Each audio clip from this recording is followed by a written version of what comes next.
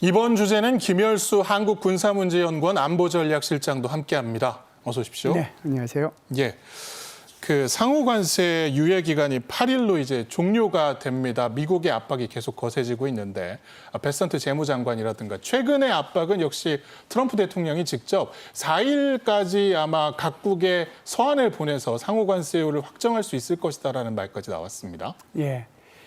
이제 러터닉 상무부 장관하고 지금 베센트 재무부 장관이 지난주까지만 하더라도 조금 여유 있게 얘기를 했어요. 그래서 관세 유예의 가능성을 조금 언급하기도 했거든요. 그리고 이제 백악관 대변인도 여기에 대해서 조금 언급을 하긴 했었어요.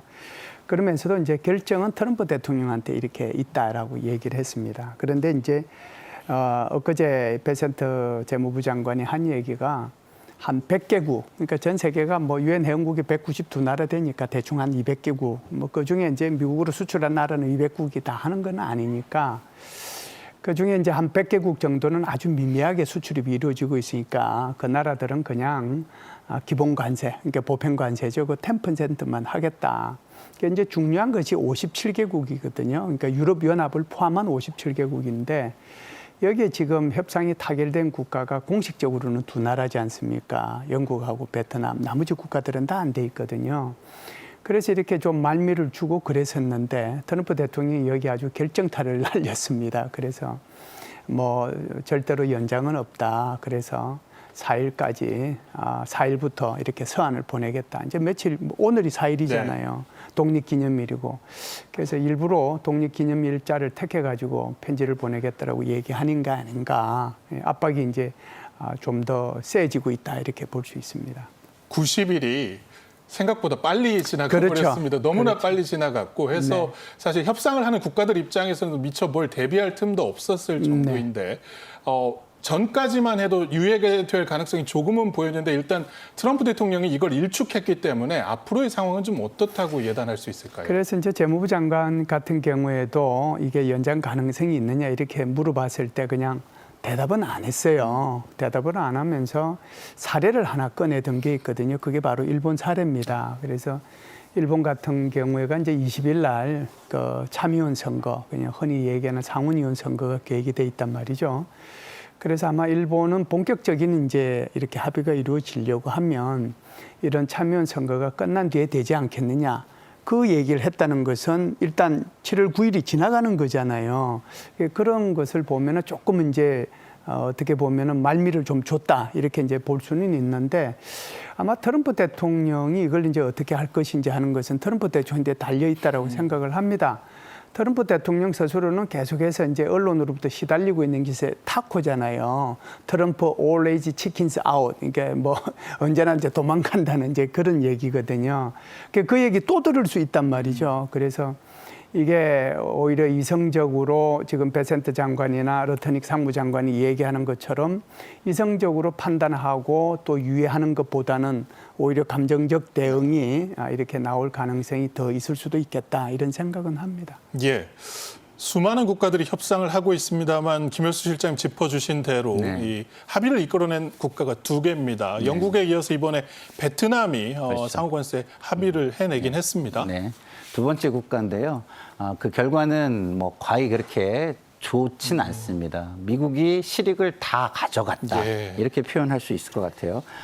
베트남과 미국은 이전에는 최혜국 대우를 받으면서 최혜국이라는 대우라는 것은 0%에서 18% 정도의 관세율을 품목마다 좀 상이하게 적용받는 것인데요. 가전제품 같은 경우 영향에서 6% 정도 받았었고 섬유 의류는 10에서 18%의 관세가 적용을 받았었습니다. 그러면 그것에 비해서 올라간 것이죠. 20%면. 그러나 트럼프가 굉장히 압박하고 경고한 46%인가요? 46%보다는 많이 떨어뜨린 거라서 그나마 안도의 한숨을 좀 쉴 수 있었다라고 이야기는 할 수 있지만 그럼에도 불구하고 내용으로 본다면은 정말 강대국이 약한 나라를 진짜 눌러가지고 모든 걸 다 뺏어가다시피 했다. 실익을 다 가져가다시피 했다. 이렇게 말씀을 드릴 수 있겠습니다. 그러면 이것이 우리나라에게 주는 그러면 의미는 무엇인가? 이제 케이스 스터디가 되는 거죠. 이런 경우는 이렇게 우리가 실익을 다 뺏길 수 있으니까 이런 실익을 뺏길 수 있는 건 어떤 이슈를 더 발굴을 해가지고 이것에 맞대응 내지는 트레이드 오프, 거래를 할 수 있는 이슈가 있을 것인가 이런 것들을 발굴하고 그다음에 분석해가지고 대비하는 그런 어떤 케이스 스터디로 활용할 수 있을 것으로 보입니다. 예. 케이스 스터디 말씀을 해주셨는데, 그러니까 협상을 하고 있는 우리나라로서는 다른 나라들이 어떻게 협상을 했는지 분명히 참고를 하고 앞으로 대응을 해 나갈 면이 있습니다. 그리고 더욱 중요한 것은 베트남에는 지금 우리 기업들이 상당히 많이 진출해 있는 상황이기 때문에 베트남의 결과를 좀 더 주목해야 하는 게 아닌가 싶습니다. 예, 베트남에는 우리나라 기업들이 한 10,000개 정도 있습니다. 그 중에 이제 제조업이 이제 결국은 수출로 미국으로 이제 가는 거하고 직접적으로 연관이 되는 건데, 삼성전자, LG전자, 그다음에 LS전선, 포스코. 그러니까 포스코 같은 경우에는 뭐 냉면 공장, 도금, 강판 공장 이런 것들이 가동 중인데, 이게 이제 원래 계획된 대로라고 하면 46% 지금 관세를 받아야 되는데 이게 20%로 줄어들었으니까 이제 어떻게 보면 굉장히 다행이라고 봐야 되겠죠. 그러다 보니까 어제 오늘 이렇게 이제 유심히 주식 하시는 분들은 관심 있게 봤을 텐데, 어제 이와 관련된 기업들의 주식은 아주 폭등을 했습니다. 그만큼 이제 우리 기업들로 봐서는 좀 이익이 되지 않겠느냐 그런 차원이었거든요. 그래서 이제 이게 베트남 같은 경우에는 이 미국이 무역 적자를 보는 나라가 제일 이제 큰 나라가 중국이고 두 번째가 유럽연합이고 뭐 독일이고 이런 순으로 가면 네 번째가 이제 베트남이란 말이죠. 굉장히 한 1,220억 불 정도 되니까 우리나라보다는 한 2배 정도 더 많은 그런 무역 적자를 보고 있는 나라가 바로 베트남이란 말이죠. 어찌됐든 여기에 20%로 합의가 됐고 그 합의된 데에 따라서 우리나라는 일정 부분 좀 수혜를 입을 수 있지 않을까, 그런 차원에서 보면 조금 이득은 있겠다 이런 생각은 합니다. 다만 이제 한 가지 우려되는 점이 이번 협상에서 환적 상품, 그러니까 베트남을 거쳐서 다시 수출을 하게 될 경우에는 여기에 40%를 주게 되는데, 이걸 기준을 어떻게 잡느냐에 따라서 자칫 우리도 고율 관세를 좀 맞을 가능성이 있다고 하더라고요. 네, 그런 점은 있죠. 이게 뭐 좋은 말로 하면 우회 수출이고요. 나쁜 말로 하면 태그 가리, 예. 원산지 세탁 뭐 이런 식으로 얘기할 수가 있는데요. 여기 이제 어떻게 보면은 베트남에 대해서 만일에 이게 원산지에 대해서 세탁을 해가지고 이렇게 미국으로 수출되는 경우에는 20%가 아니고 40%로 매기겠다고 그랬어요. 그러면은 거기 주 타겟 국가가 누구냐 하면은 중국이거든요. 중국이 계속해서 이 베트남을 통해서 우회 수출하고 원산지를 속여가지고 세탁을 해가지고 수출했단 말이죠. 그럼에도 불구하고 한국의 기업들도 일정 부분 영향은 받을 수 있다. 왜 그러냐면 한국에서 베트남으로 수출된 중간재, 이것이 이제 베트남에서 어떤 가공 과정을 거쳐서 이것이 수출되느냐에 따라서 이것이 원산지로 인정을 해줄 거냐 안 해줄 거냐 하는 것은 미국이 판정하는 거거든요. 그렇기 때문에 우리 기업들 스스로도 원산지 기준을 충족할 수 있는 그런 노력을 병행을 해야 우리가 충분하게 그 이득을 볼 수 있지 않을까 이렇게 봅니다. 예. 김상일 평론가님, 네. 앞서서 힘으로 협상을 눌러서 이익을 모두 가져간 느낌이라고 말씀해 맞습니다. 주셨는데, 예. 실제로 어떤 분야에서 좀 베트남이 잃게 된 것이 많은지 좀 짚어주실까요? 글쎄요, 뭐 그래픽으로 나올 것 같은데요. 일단은 기본적으로 미국은요, 베트남으로 수출하는 데 있어서 무관세입니다. 그러니까 베트남이 미국으로 수출하는 건 20%의 관세를 내야 되지만 미국 제품은 관세 없이 베트남으로 들어오게 됐고요. 그다음에 미국 농산물을 29억 달러 정도 구입을 하기로 했습니다. 우리나라 돈으로 환산하면 3조 9천억 원에 해당하는 돈이죠. 그리고 미국의 항공기도 50대나 사주기로 했는데요. 이게 80억 불입니다. 우리나라 돈으로 한 11조가 되는 것이죠. 그래서 기본적으로 미국이 원하는 실익은 거의 다 가져갔다라고 보는 게 맞고, 그러나 베트남은 최악의 상황은 면했다 이렇게 볼 수 있는 것입니다. 그래서 좀 아까 이제 우리나라도 여기에는 많이 관여가 되는데 이런 게 중국에 지금 진출해 있는 애플 같은 경우는 중국에서 90% 정도 그 애플 뭐라고 합니까?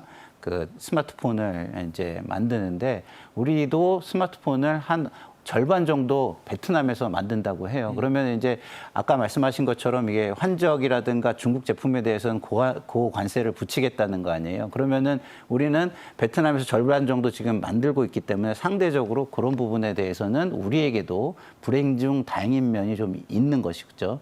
그렇지만 어쨌든 이것이 그대로 우리에게 적용이 된다면 방위비라든가 뭐 많은 부분에서 그 30개월 이상의 쇠고기라든가 많은 부분에서 우리에게 압박을 가해올 것이라는 것이 예상되는 부분이기 때문에 이런 걸 잘 분석해서 준비하는 것이 굉장히 중요하겠다 싶습니다. 예. 베트남은 일단 합의를 했습니다만 좀 이른 시기에 미국과 협상을 시작했던 일본이 굉장히 미국으로부터 압박을 받고 있습니다. 트럼프 대통령 입에서 일본은 버릇없다라는 이야기까지 나왔는데 이게 이제 일본이 지금 쌀 가격이 너무 폭등해서 문제를 겪고 있는데 미국산 쌀 수입을 좀 안 하려는 움직임을 두고 하는 지적인지 좀 어떻게 보십니까? 이렇게까지 표현하는 것은 뭐 좀 과하죠. 게다가 이제 미국과 일본의 정상회담이 2번이나 있었거든요. 백악관에서 정상회담이 한 번 있었고 G7 회의할 때도 정상회담 했잖아요. 그리고 이제 이런 관세 협상을 하기 위해서 무려 실무자 차원 그리고 이제 일본의 경제 관료 장관이 직접 가가지고 7차례에 걸쳐서 회의를 했단 말이죠. 이런 이제 엄청난 노력을 보이고 했음에도 불구하고 이제 이런 표현을 하는 거거든요. 그러다 보니까 이제 굉장히 압박이 심해졌는데 트럼프 대통령은 이제 여기에 대해서 더 이제 일본은 쌀 부족한데도 우리나라 쌀 수입 안 하는 거 아니냐. 그리고 일본은 1년에 뭐 우리나라에 대해서 수백만 대 이렇게 차 수출하면서 미국 차는 한 대도 수입하지 않지 않느냐. 사실상 이게 또 석유 같은 것도 많이 사가지고 갈 수 있는데 거기에 대해서도 말하지 않지 않고 있느냐. 사실상 일본에 대해서는 관세를 24% 부과하도록 돼 있거든요. 상호 관세. 그런데 그것을 나 30%, 35%까지 부과할 수 있어. 그리고 나 편지 보낼 거야. 이렇게까지 지금 얘기하면서 일본을 압박을 하고 있거든요. 그래서 어찌됐든 일본을 압박을 하더라도 그래도 국가와 국가 간의 관계고 그리고 미국과 일본 간의 그 관계는 사실상 세계 제1의 동맹 관계라고 해도 과언이 아닌데 그 동맹국을 향해서 버릇이 나쁘다라고 얘기하는 것은 좀 과한 표현까지 동원이 됐다 이렇게 봅니다. 예. 일본 입장에서도 지금 참의원 선거를 얼마 안 앞두고 있는데 쌀 가격 폭등 등으로 안 그래도 자민당 인기가 굉장히 좋지 않은 상황 속에서 자칫 미국과의 협상에서 좀 불리한 결과를 낼 경우에 선거에 타격이 갈 것을 우려해서 섣불리 좀 조건에 맞춰주지 못하는 경향도 있는 것 같습니다. 제일 고민이죠. 그게 일본의 참의원이 248명인데요. 이게 이제 임기가 3년이거든요. 3년마다 반 정도만 이렇게 교체를 합니다. 그래서 이번에 교체될 인원이 이제 125명이죠. 그런데 이제 이시바 시게루 총리의 그 국정 지지율이라고 할까요? 그것이 굉장히 높으면은 뭐 그렇게 이제 막 소신 있게 밀고 나가도 되는데 그게 20%밖에 안 된단 말이죠. 그런 상황 속에서 지금 미국이 요구하는 상황, 뭐 쌀도 사라, 뭐 자동차도 다 풀어라, 이거 풀어라, 저거 풀어라 다 해줘 버리면 사실상 완패해 버리거든요. 그래서 이것 때문에 굉장히 고민이 있지 않는가 그런 생각을 합니다. 그래서 이게 뭐 자동차 관세도 25%고 상호 관세도 24%인데 이건 뭔가를 좀 낮춰야 되는데 오히려 지금 트럼프 대통령으로부터 30%, 35%라는 얘기를 듣고 버릇이 나쁘다는 그 소리까지 듣고 있으니 지금 자민당이 20일 날 참의원 선거에서 이렇게 승리할 수 있는 그런 가능성은 오히려 더 멀어지고 있는 게 아닌가. 그런 차원에서 이시바 시게루의 자민당이 굉장히 쏘가리를 앓고 있다. 이렇게 볼 수가 있죠. 예. 협상을 조기에 이제 타결한 베트남 같은 경우에는 실익을 거의 잃은 형국이고 일본은 시간을 끌다가 지금 미국에 버릇없다는 소리까지 듣고 있는데 우리도 좀 어떻게 해야 될지 역시 고민이 많은 상황이고 이런 상황 속에 여한구 통상교섭본부장이 주말에 워싱턴에 다시 한번 갈 것 같습니다. 우리도 녹록진 않아요. 왜냐하면 사실은 우리는 국정 공백이 한 6개월 있었잖아요. 그동안 일본이 빠르게 움직였기 때문에 국내적으로 굉장히 걱정이 많았습니다. 일본은 저렇게 빠르게 움직이는데 우리는 뭐 하고 있느냐.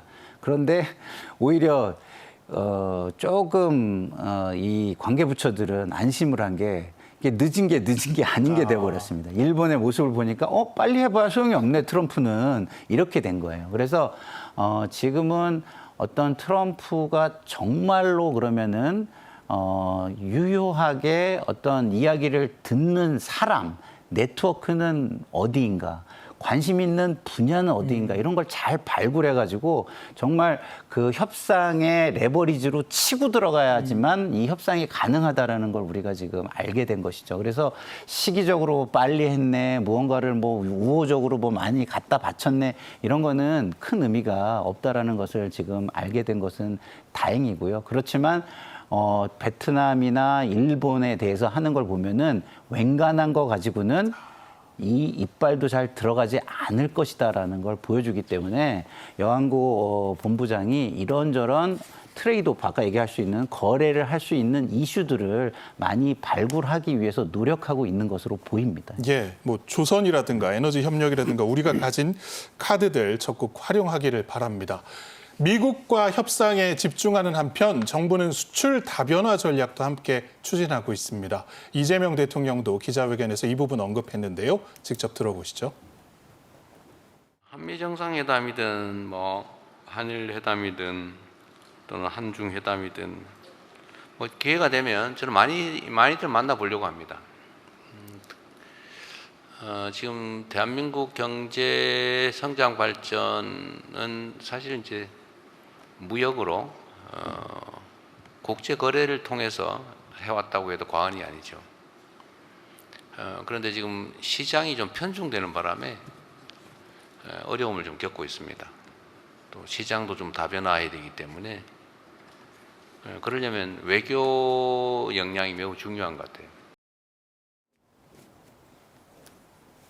예, 그 사실은 대미 수출이 우리 전체 수출에서 비중이 1위입니다. 해서 여러모로 이 협상이 매우 중요한데 이런 것을 근본적으로 해결하기 위한 것이 바로 수출 다변화이고 대통령도 이 부분을 강조한 것 같습니다. 맞습니다. 그 수출 다변화라는 것은 한 군데 의존하지 않는다는 것입니다. 한 군데 의존을 하면 협상력이 줄어들 수밖에 없죠. 그래서 예를 들어서 리튬이라든가 뭐 자원이라든가 이런 것들을 중국에 의존하는 그 미국이 협상을 할 때 중국으로부터 그것 때문에 협상력이 많이 약화되는 걸 우리가 봤지 않습니까? 그래서 우리도 한 나라에서만 가져올 것이 아니라 중국에서 가져오는 걸 호주에서 가져온다든가 아니면 미국 본토에서 좀 멀긴 하지만 그 가져오게 그 라인을 만들면 어쨌든 협상력이 증가하니까 이런 다변화가 필요한 것이 너무 당연한 것으로 보입니다.